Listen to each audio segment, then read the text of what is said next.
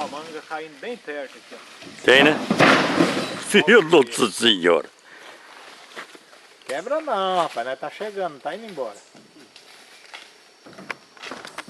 Olha, tá bem pra cá, ó. Na onde, João? Cipó manga, tá pra cá, ó. Coloca na água lá e já vai carregando. Deixa ficar dentro da rua, né? Isso aí é um parasita, uma árvore parasita. É. Era uma raiz que virou uma árvore.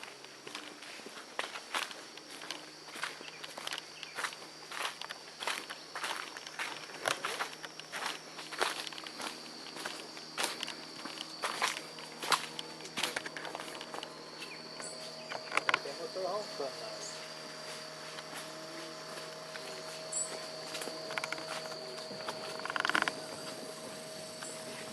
Já você consegue pegar ele. Ah, tem escada para descer, mas tá meio feio. Não tem serva, não tem nada tratado. É abandonada. Escama de Olha, peixe. peixe pulando lá no meio. Escama de peixe tem aqui, ó. Rapaz, teve gente aqui, já, que eu chego aqui, ó, com o gol. A água tá aqui, ó. Daqui eu só impulso.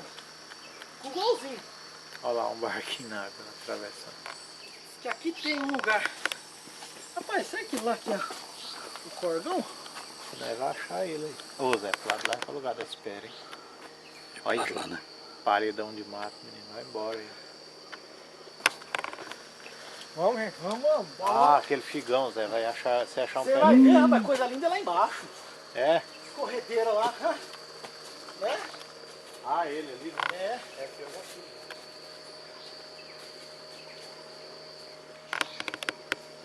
Aí é isso aqui, ó.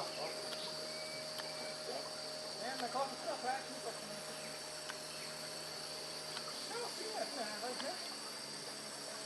Ah, tá. É, depois nós passa um pouco.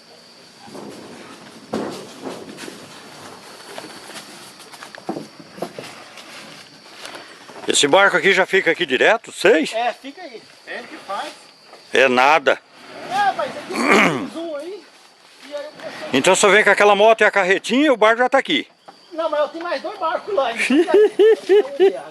Aí é bom, hein? Dá ele. Já foi, já foi. Esse aqui é só o primeiro que você fez.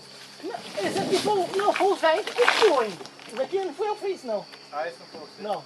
Eu fiz um, aí eles gostaram, rapaz, aí pegaram pra fazer.